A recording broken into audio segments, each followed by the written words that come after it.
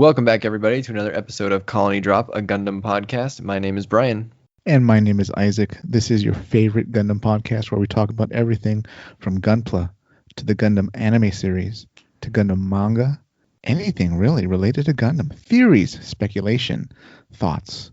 Brian, we're ready for a new episode, aren't we? We are. We have a smattering of topics today, Isaac. Ooh, it's a topic episode. It's a smorgasbord. Ah, a charcuterie of discussion points. Yes. So let's start with the headline. There's been a lot of news lately about motion pictures, the film industry in the United States. What's left? And, it's currently in tatters. And so in the back of my mind, the wheel's been turning, and I really think that the Gundam movie may be in danger of either not happening or becoming maybe less than it could be. And that's not to say that that's been reported anywhere. This is just my own musings. So I wanted to kind of talk about that because I think the Gundam movie is something that we've all been kind of looking forward to, and I think it's been one of the more popular topics that we've covered. Let me set it up a little bit, and then give me your opinion here. There are two things happening right now at the same time that are creating a very unique circumstance. The first thing is that the streaming wars are reaching their peak. So unless you've been living under a rock, you know that streaming SVOD services like Netflix have been steadily increasing in use over the last 5 to 10 years. And we are now at the key moment in time where streaming is now overtaking or clearly becoming the new preferred way of consuming content over traditional linear TV. So that, that's your broadcast and your cable TV. And the big players now, of course, are Netflix. You also have Disney Plus and Hulu, Amazon Prime, HBO Max. You got your Apple TV. Does anyone actually subscribe to Apple TV? I guess they get it for free, right? Some people, but maybe. I've heard there's some quality stuff on there. It's just I've kind of reached the point where it's like, okay, how many streaming services do I need? That's right. Yeah, that's a whole list. That's a whole other topic, right? Yeah. How different really is the streaming model? At what point do you just stop? Yeah. At what point do you regret getting your low priced cable package if you're having to subscribe to 8 different streaming services? So that is probably a separate topic. But so that's thing number one, right? The streaming wars are heating up, and all those different streaming services want subscribers, and they want them now, and they want them in the largest numbers that they can possibly get. So the second thing is that COVID-19 is a thing. So again, unless you've been living under a rock, there is a global pandemic occurring. Again, if you haven't watched the news, the United States has pretty much completely bungled the situation here.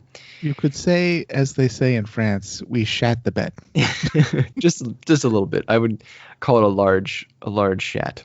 Yeah, massive. Just no fiber. just the worst, which is completely unsurprising given our national leadership. But here we are. Yeah. I mean, a variety of factors, right? National leadership.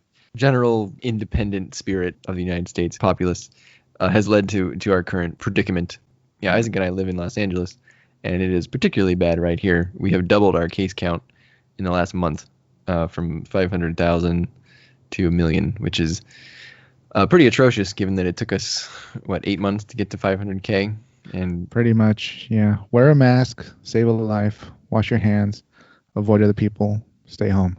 Yeah. And so that's a thing. So the consequence of that, why does that matter with the streaming wars? Well, movie theaters are closed because obviously those every movie theater that you go to would be basically a super spreader event of COVID-19 if there was someone, sitting next to you breathing on you for 2 hours. So most movie theaters, they're closed. They're for the most part not showing movies. Every now and then there's a small theatrical release of something like New Mutants came out a few months ago. Warner Brothers tried to release Tenet, and it underwhelmed, not necessarily from a review perspective, but definitely from a box office number perspective. That was a mistake. Yeah. I think that we should have waited. Yeah. Let me just say this in case anyone from their studio's listening, like their marketing department or something, somehow. I would have gone in theaters and see it after the pandemic. Yep. That's right. Not before. All right, but anyways. I mean, that's the producers are stuck between a rock and a hard place, right? I mean, they have this asset that they spent hundreds of millions of dollars, and they can't do anything with it. It's just kind of sitting there. They're not earning a return, and investors don't like that. The stock market doesn't like that. They want their money, and they want it now. And so, obviously, I think probably Warner wishes that they could have gotten more for it, but they probably had to test the waters with something, and I guess that was the one they chose. So what are those two things doing to the Gundam movie? Why does this matter for the Gundam movie? Because the Gundam movie is still in production, pre-production. It's being written as far as we know. We've not heard anything else. We haven't heard any casting. We haven't heard any plot details.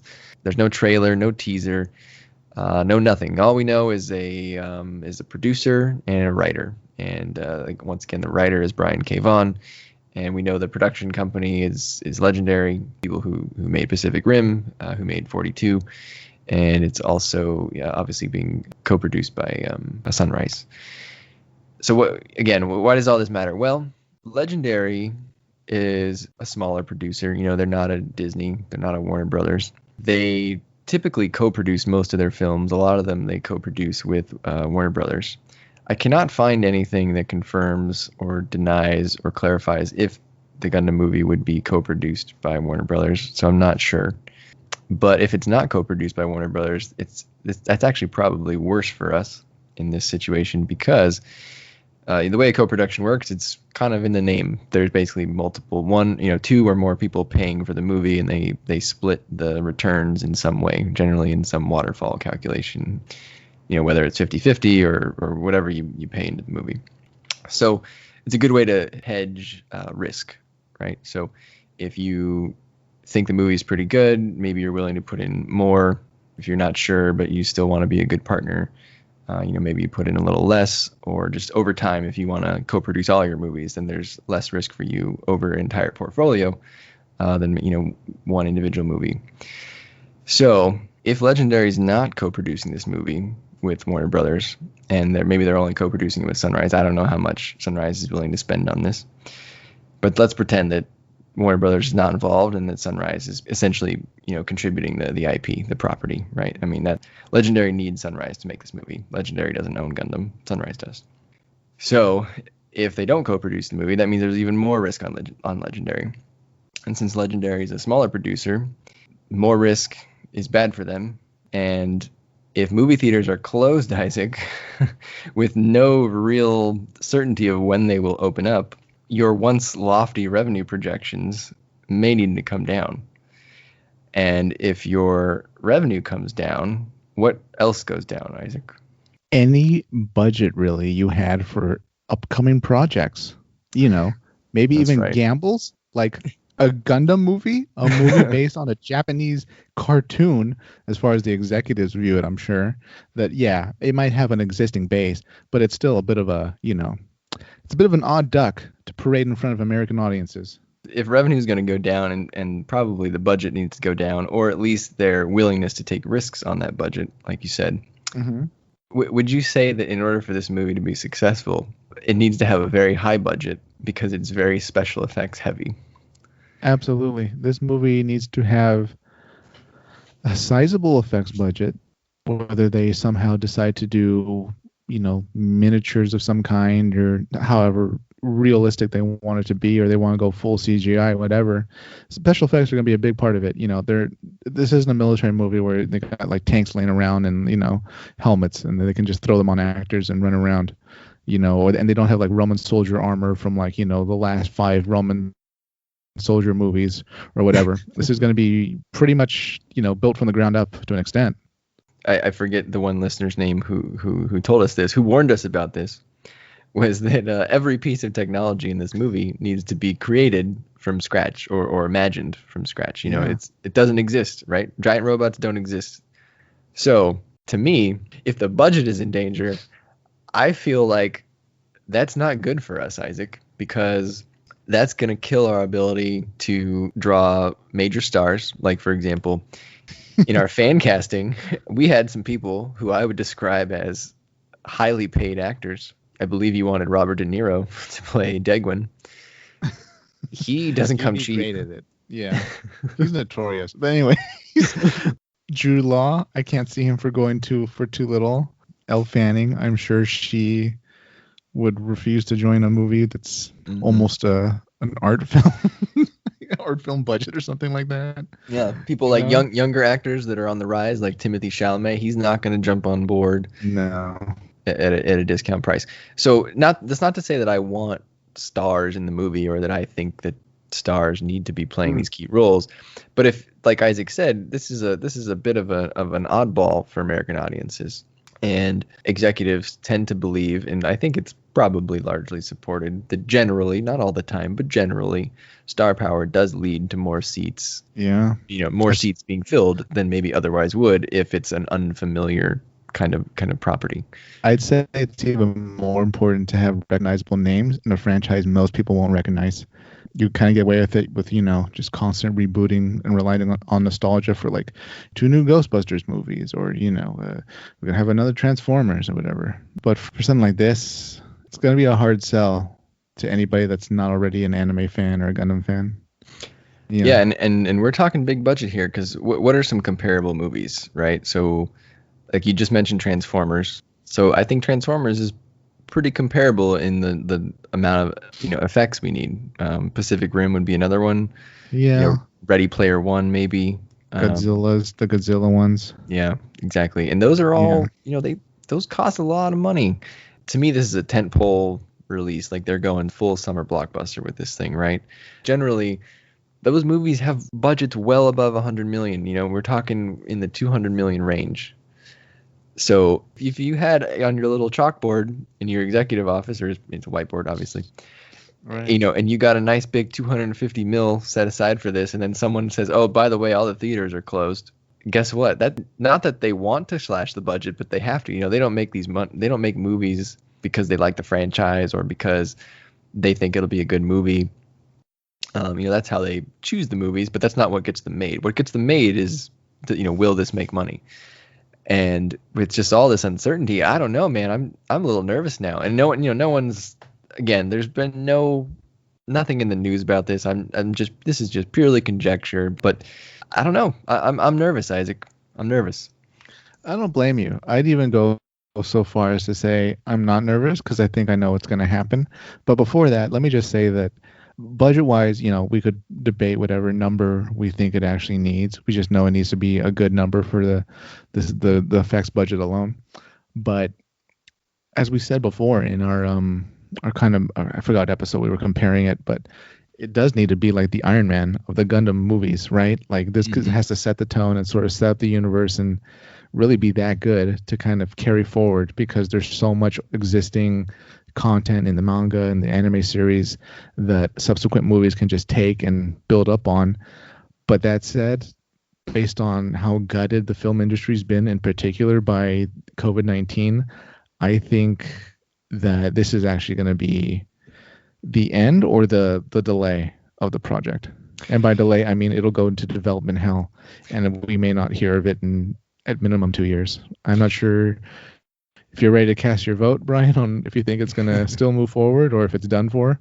That was actually, so I'm glad you brought that up. That was actually my second option of what would happen, right? So if you're the executive and you're saying, okay, well, if I can't have that budget now, then I don't want to do it, because I know it's not going to be good. Because like you just said, you want this to be your Iron Man moment. You have one shot at this, right, for the next, say, 10 years. If you screw it up now, for the next 10 years, people are going to remember, oh, that was that crappy movie. Why would I ever watch that again? I think those reboots, maybe they've been getting a little frequent, but I think we could at least agree that you screwed up for at least the next 5 years, probably 10, right? I mean, when was the last, like, Fantastic Four that was that 2015? 17, 16, something like that? Something around there. Yeah. That did not go over well, whatever your opinion of the film is. It wasn't a hit. And, we're not getting another Fantastic Four film until probably at least, I think they just announced they were working on it. And that's with the goodwill of Marvel now having the property back. So people will go see it then. But that movie won't be in theaters until probably at least 2024. I don't remember the year they put on it. But think about that. 2024 versus somewhere between 2015 and 17. That's almost 10 years.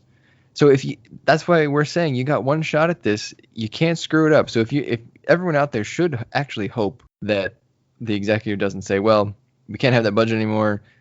So let's just go ahead and do it anyway for $50 million. You're not going to get the Gundam movie you want at $50 million. We need to at least hit that triple-digit budget to get something close. I think. Brian, what's your prediction? Like, just lay it out right now. Are you kind of with me saying it's dead in the water?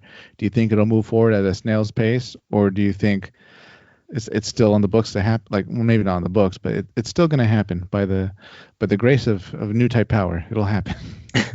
Well, I think it'll definitely be delayed. I don't think they'll end it because I think it's in a little bit of a lucky situation, given that if this was a bigger producer where maybe they have all this IP that they can choose from, and they can choose from cheaper IP that doesn't require just a big budget, they might have less reservations about just canceling it or delaying it with sort of less urgency to pick it back up, right?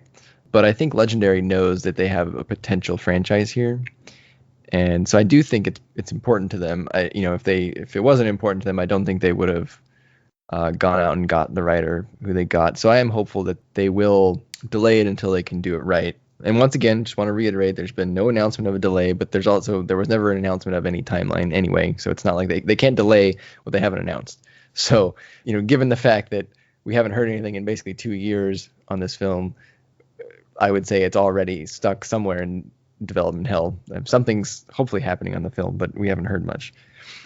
I'm not a pessimist, but I considering how bad the economy's been, I'm going to say that's a wrap, folks. Unfortunately, we'll check again in a year. Yeah. I mean, if we don't hear anything for another year, 2 years, it's probably fair to assume that it's not happening. But yeah, it's a situation where, look, they approve the movie, and even if they do delay it, that's a risk you run, right? I mean, if you delay it, then it's no longer in sort of active development. It's still being worked on, but maybe isn't a priority. And oftentimes in the film business, you have to strike when the iron's hot. And when it gets approved, you better hope the movie gets made, because if a certain person drops out, then maybe the whole project falls apart, and then you don't hear about it again for 5 years. There's lots of examples of films that have been stuck in development hell with bigger stars and bigger names than this one. So we have to hope that doesn't happen. But I do think that Gundam fans should probably temper their expectations, or at least prepare to wait a little bit longer. If you see a trailer, have a feeling that it's going to happen. If you don't, assume it's not. And as far as timing goes, we use Los Angeles as a proxy here, but I think they released the tier schedule for the vaccine when it's going to be available to you. I think Isaac and I would both qualify for the bottom tier, or like basically the last people in line to get the vaccine. And I believe what the website says is that there is currently no timeline for you to get the vaccine. June is anticipated, like the start for your tier. Hopefully that changes, though, because I believe the incoming president-elect, Joe Biden, Papa Joe, I think his plan's going to be, I think it's 100 million vaccinations in 100 days. So wow. We'll see. I have confidence the experienced politician will be able to put together a better plan than the inexperienced current administration. Let's hope so. Yeah. But it's not even just when the vaccine is out. I mean, then you get how many people are actually going to go get the vaccine, right? I mean, a lot of those surveys say half, 60%. I'll take what I can get. True. Because they're not going to release it when everyone has the vaccine. It's when are people going to be back in the chairs in movie theaters in full force? Is it going to be a month after the vaccine, or 6 months, or a year? I'm betting probably a year, at least 6 months before you can depend on reasonable attendance. I'll double down on Fauci and say by this fall we'll feel a bit closer back to normal. Yeah, I hope so. Yeah. So if things come back to normal, maybe we can get this show back on the road. Yeah, I mean, it's a bit of an opaque situation to look at, though, because we're not sure what they're prioritizing in terms of the money that they do have, what kind of financing they have that they think they can sort of shuffle around to cover their existing budgets, But I think I would be surprised if whatever executives running the show, or at least are in control of the Gundam project, would say, well, this thing's a sure bet, and decided to keep its budget as is and, its current slot. So... yeah, we better hope for that. The reason I'm bringing this up is that Legendary was in the news for being very upset at something that Warner Brothers did. So Warner Brothers, all of you may have seen this in the news a few weeks ago, they announced that their entire 2021 theatrical slate would be available day and date on HBO Max, with the theoretical theatrical release. And they do that basically to sort of drive, subscribers to their new HBO Max service. That caused a lot of drama. Directors and Legendary were very upset about this because apparently it seems like Warner Brothers did not tell those people, the participants essentially, about that decision before they made it public. Probably not the way you want to go about it, even if it is probably the right decision. Not to go too detailed into it, but films, they have a life cycle, and the theatrical window is always where they make most of their money.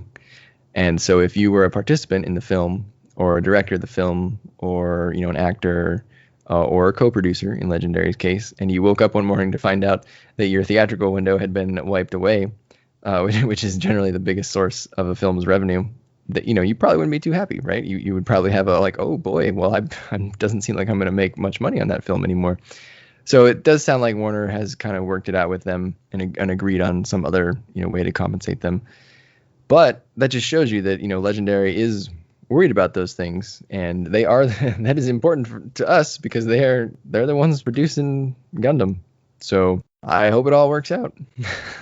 It's difficult to say, really. I mean, this whole streaming thing is kind of an uncharted territory, right? I mean, I have mixed feelings, kind of. I do like to go into the movie theater sometimes, but sometimes you didn't enjoy the movie as much as you could have. Sometimes you watch a movie at home and you think to yourself, boy, I would have loved to see this in theaters. So I can understand how this is going to be sort of new territory for everybody in the whole streaming, the movie that's in theaters and all that. But I'm not sure about like the whole contract law and all that between the studios and the actual distributors. And hey, you are going to release this on streaming? We never talked about that. I'm surprised something was so overlooked. But then again, I don't know, maybe they had some kind of agreement before COVID, and this wasn't even something their attorneys could have imagined. So, what situation would happen where they would have to stream our movie? That's not something we should even discuss in the contract. Yeah, pretty much. I mean, Warner clearly, I've not read that agreement, but Warner clearly had that authority to do so. Otherwise, they wouldn't have made that decision public. I guess if I was Warner, I probably would have called them a day in advance and say, hey, I'm going to say this tomorrow. Is there anything you want to talk? Don't sue me the next day. We'll work it out or something. It just seems very abrupt. And Warner's streaming guy, he made a statement which he's unpopular because of that decision, but some things that he said made sense. He's like, well, look, there's a pandemic. I can't undo that, and we have to release these movies sometime. So he's right about that. Yeah. But as a participant, co-producer, those people are rightfully upset as well. He just grabbed a microphone and said, listen, people, I know you have warm feelings about the moving pictures on the screen, but we're here for money. The only way we can make money right now is to stream these movies. Put them on the service. So shut up and sit down. So yeah. But that said, that's why I think the budget is a concern, because if they were to say, say, let's pretend you were the producer in charge of the Gundam movie, Isaac, sure. And your boss came in and said, Isaac, your Isaac, they came in, they said, Isaac, we really like your Gundam show, but we really want to put that straight to HBO Max instead of going to the theaters. Could you maybe lop that budget in half? Then what do? It's kind of like, ooh, you're really breaking my plums. You're really putting them in the juicer. Yeah, so I don't know. The movie about giant robots with questionable, revenue projections. I'm tempering my expectations more than I was when the pandemic started. Yeah.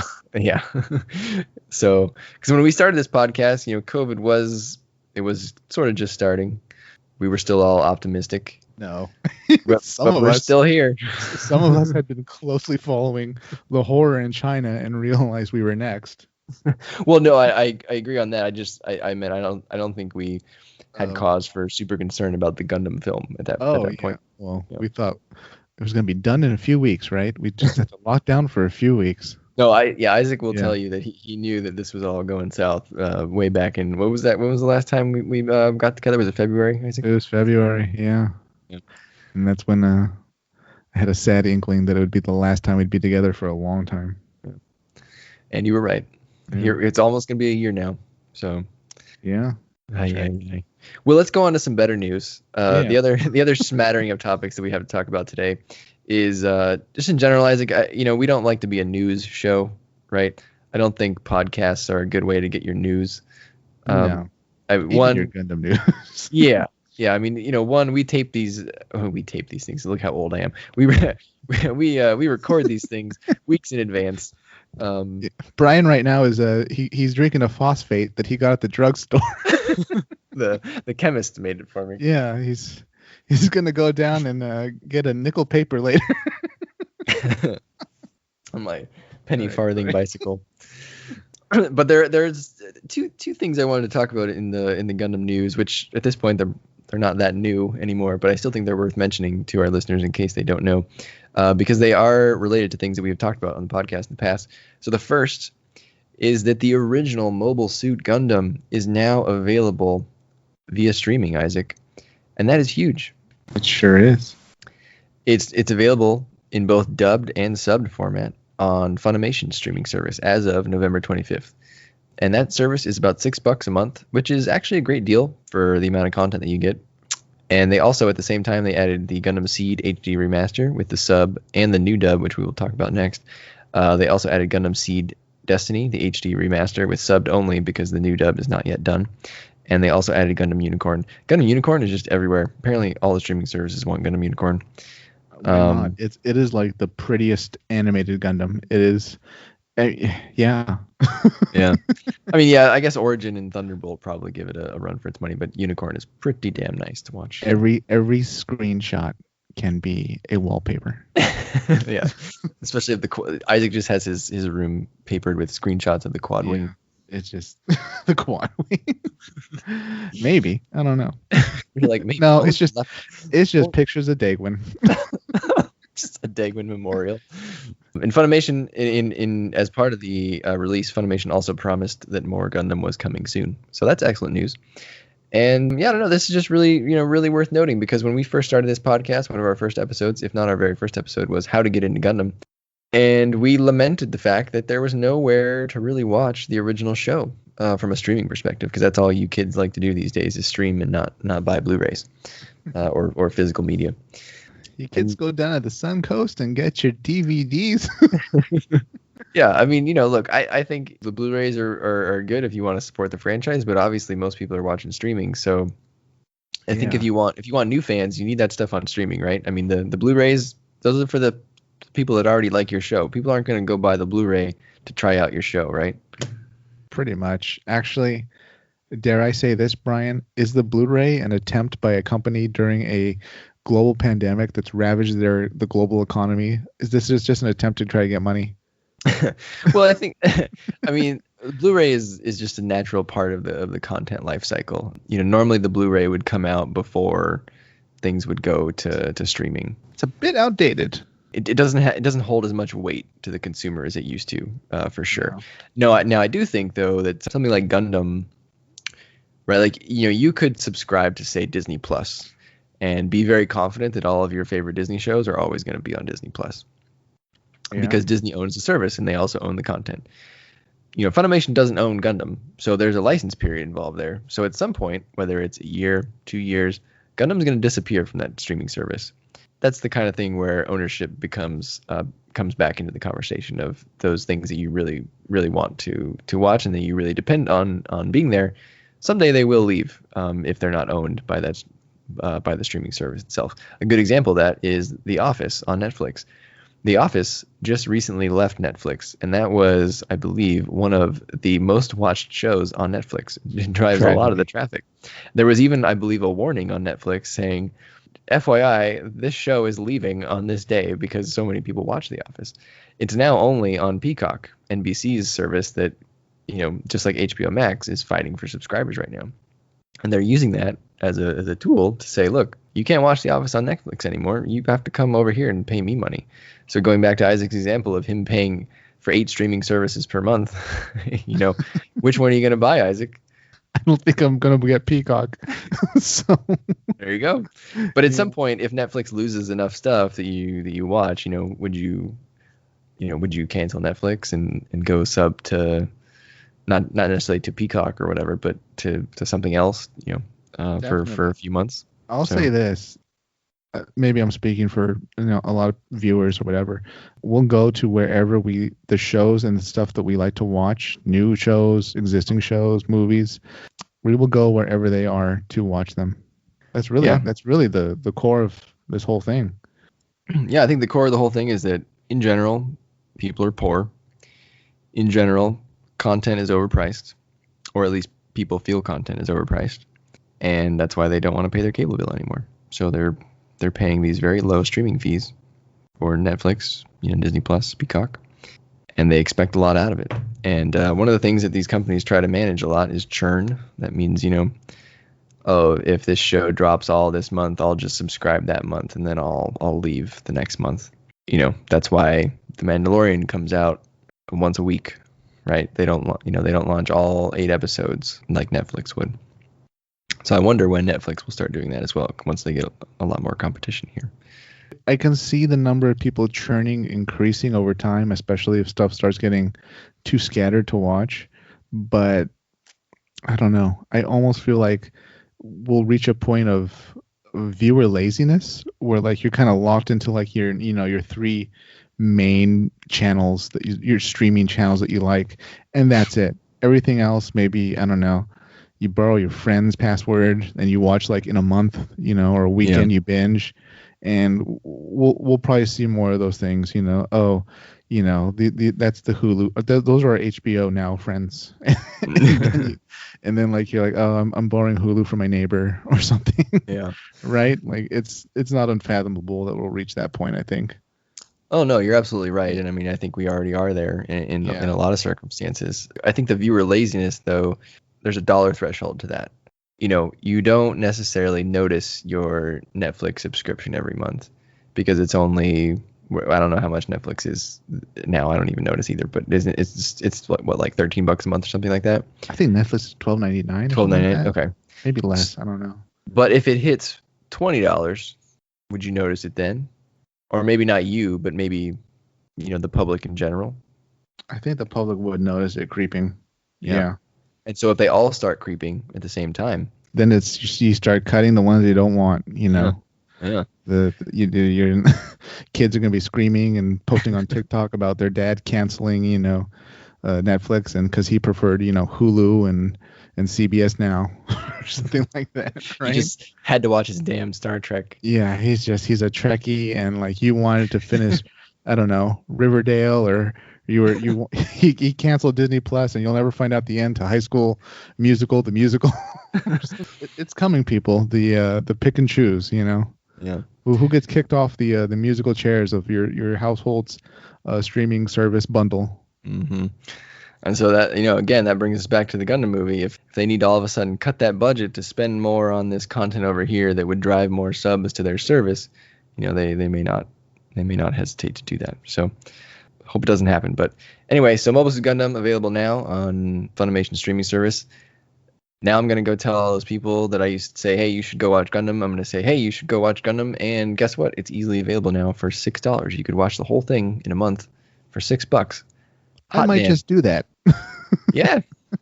I mean, why not? I had to watch this show. I had to buy 10 $30 DVDs from Amazon or Best Buy back in the day. And now all you guys can watch it for $6. I remember like saving money to get the 0083 DVDs, and then I'd get mad because sometimes I'd go to like Suncoast or something, or Best Buy, or not Best Buy. What else? Who was around besides Suncoast? Whatever. Probably like an Best anime Buy shop. A nameless anime shop. Yeah, they were always they were way more expensive though than even Suncoast. As a fan that just stumbled upon it, I was willing to pay most any price just to like continue and finish the series. Yeah. So yeah, I understand. Yeah, I'll do it. I'm gonna do Funimation. Yeah. And then if you're a big Gundam fan, those Blu-rays are still there. It is important to support the franchise if you want more Gundam. So I'm not saying you got to go buy the whole catalog, but maybe buy your favorites. Yeah. Or I don't know. Buy anything Sunrise Bandai to support it that's Gundam related. Yeah. Or some of those older Gundam shows, though, if they see that people buy them, maybe they'd be more willing to That's at least true, put them on actually. streaming or something. Like, for example, I don't understand, why if Mobile Suit Gundam's on there, why isn't Zeta Gundam on there? I mean, no, how does Sunrise think that people are going to go find Mobile Suit Zeta Gundam? Does it harm them to have Zeta Gundam on a streaming service? I don't get it. Just put it on there. Maybe Even this is put it on YouTube. I mean, maybe this is a crawl, walk, run situation. They're kind of testing the waters, and then they're not gonna push all the products at once. yeah, that's true. So the other thing that I wanted to talk about, sort of related to this, is that the new dub for Gundam Seed has been released, Isaac. And back in our How to Get Into Gundam episode, this is another show that we talked about. We said that Gundam Seed would be a great way to get into Gundam because it kind of redoes the first show in a little bit more of a modern take for the most part. And I know you're, I'd say, a reasonably sized fan of Gundam Seed. Is that a fair assessment? Yeah, it's a fun ride. If you're familiar with the 1 Year War, that's an alternate history 1 Year War. It's going to take the same beats. Characters are different, situations different, organizations and factions are different. But if you haven't seen Gundam Seed, definitely worth a watch. It's a bit slow at times at certain parts, but overall, very well done series. And yeah, it's fun, and it doesn't drag endlessly or require a previous watching of other series or seasons. But one thing that you also are, Isaac, is a big fan of dubs. Is that right? That's true too. I've seen subs. I understand the need for them. I understand some people appreciate hearing the Japanese and then reading the subtitles. But for me, I just always felt a bit more immersed when there's dubbed. That's just my personal preference. So I've watched most series that are available in dubbed. I always opt for dubbed. And when we did our episode, you were incensed to find out that while Gundam Seed was available on various streaming platforms, that there was no dub. That for whatever reason, Bandai Sunrise had decided to withhold the old dub from these releases because apparently they had been planning to redub the show. Why? I don't know. I guess they didn't like that dub or something. I haven't been able to really find a reason. But that dub is here, Isaac.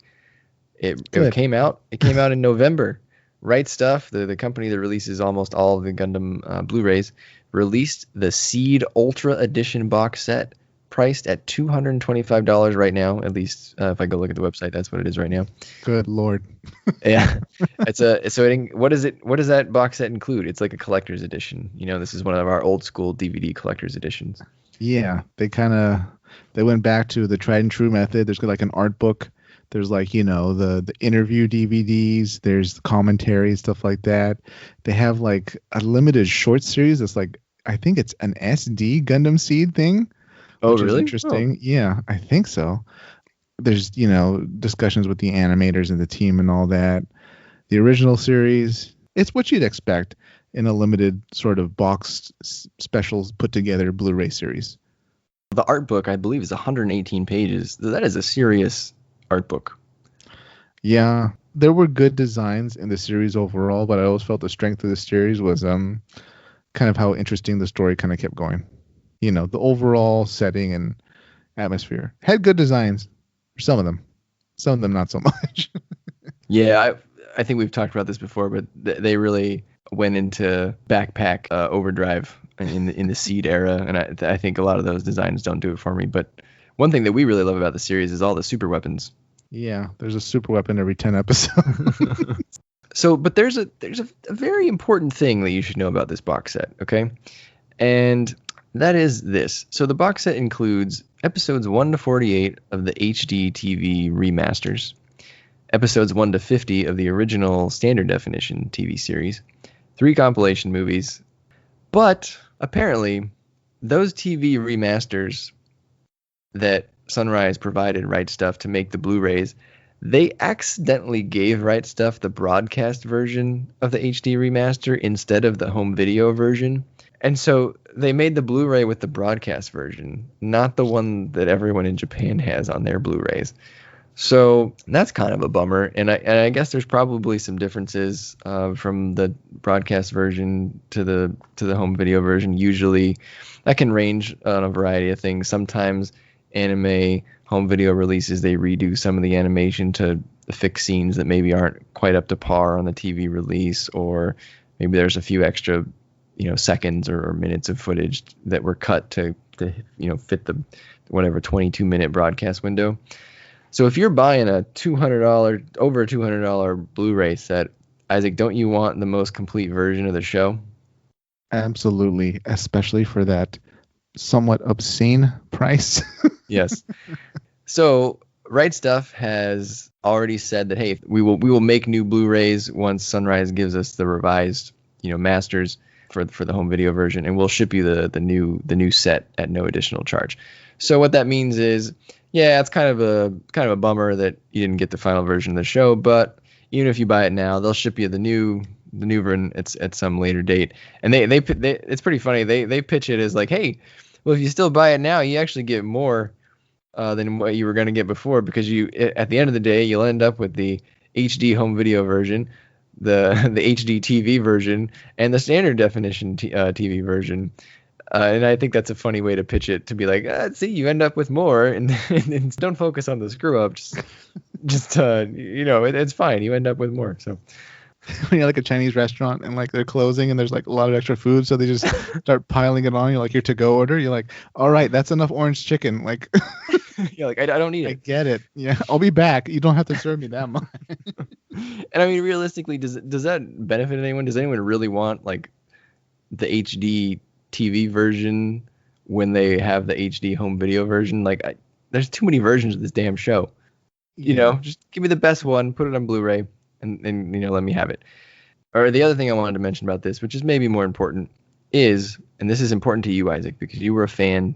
Did you watch the original dubbed or subbed? Yes, original dubbed. Okay, well, you may want to pay attention here. Oh dear, I like the voice acting. What are you going to drop on me now? Oh no, the Ultra Collection has both the old dub and the new dub. Ooh. Okay, so great, but the non-Ultra Edition Blu-rays, which I don't even know if those are out yet, but they will come out at some point. So meaning, the Blu-rays not in the box set. The Blu-rays are going to be normal price, not the 200 and whatever deal. Those will only have the new dub. Huh. So if you love the old dub and you're really attached to that, and in your mind that's what you want to be your definitive version of the show, you might have to buy the Ultra Edition. I mean, you're paying for two different versions of the show. Yeah. That's what they would say in the Japanese boardroom. And I think wherever Seed is available on streaming, and wherever it's available with the dub, that's going to be the new dub. I don't think it's the old dub. I would be surprised. In fact, no, there's no way they'd release the old dub. It's going to be new. They're going to update it, and that'd probably be a main selling point, right? Oh, yeah, fine. Absolutely. But that's their plan. Yeah. And as far as which is better, I've seen subjective. I've heard opinions both ways. I've seen some people say the new one is bad because it pronounces some names wrong or differently. What names? Muru Ramius, or however you pronounce her first name, I think is one that someone was complaining about. I forget a lot of the other names, but apparently that's Kira. an issue. Kira is now Kyra. Yeah, I would hope that they get Kira right. I've also heard that maybe the dub is not as good as you remember, and that the new one sounds more modern, which that might be true. I guess. Anything recorded recently is going to sound more modern by definition, right? Maybe they like really did a number on like the sound effects or explosions or something, or they thought the beam noises were just too silly. The noise that the bits and funnels made was kind of too silly. I don't know. I'll reserve judgment. How attached are you to the old dub? Not that attached. Oh, see, Isaac's ready. She's ready to jump off the boat. Hang and on, go try the new hang one. on. I'd say I'm not that attached, but I'm not too eager for something. A new dub. I mean, it might be jarring for all I know. Yeah, well, I guess I watched the show subbed. What do you remember about the dub? Was it good? Was it passable? What does anything stick out in your mind about it? I'd say it was good. I'd say it was good. Okay. Yeah, I didn't have any issues with lip syncing that I could remember. Nobody's voice sounded just bad or anything like that. A lot of the characters had memorable voices. I can remember Kira's voice. I can remember La Cruce's voice. I can remember director Azrael's voice. They had pretty distinct voices. As far as I'm concerned, this was a case of ignoring if it ain't broke, don't fix it. So then you would be in the camp of this did not need a new dub, sounds like. No, it did need a new dub. I'm curious how it sounds, but I'm not going to go out of my way to listen to it. Yeah. Well, I'm very excited then for whenever we review Gundam Seed, because then Isaac can, he's gonna have all this. If the new dub is like bad, right? He's gonna have all this pent up frustration about like, they shouldn't have changed it. Da, da, da, da. And I think it's gonna be really interesting. It's gonna be really fun to have him rant about that when that. Am I gonna watch both versions? and No, I think you should just do it from memory. But I mean, we could certainly watch like, I don't know, an episode or two. I'm definitely not going to watch the same show twice. That's not going to happen. Yeah. All right. I'll probably do the new one. I've seen the old one. I might as well do the new one. Yeah. Do you anything else you want to add? Just stay safe out there.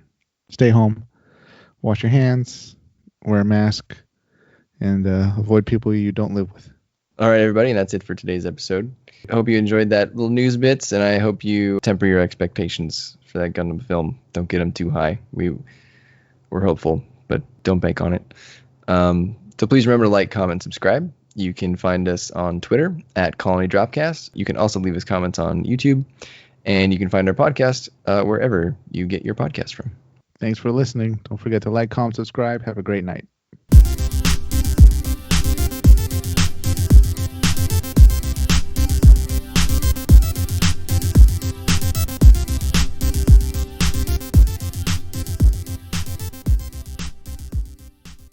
So I'm gonna try something live not live, but I'm gonna record it. So I have I have a treat here that one of our friends gave us. It's a mutual friend of ours. It is a Gundam 40th anniversary chocolate wafer cookie from Japan.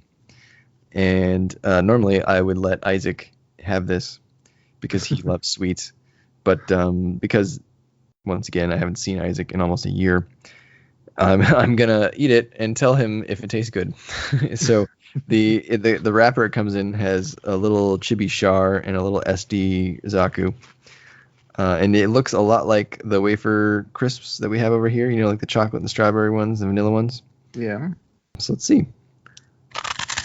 Oh, it's really hard. It's good. Tastes like a chocolate wafer. I need you to get your mouth closer to the microphone and chew slowly. We're going to do an ASMR audio. All right, here we go. Ready?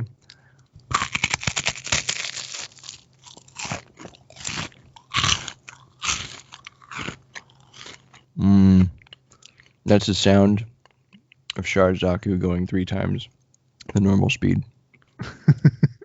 All right, everybody. That's it for this episode.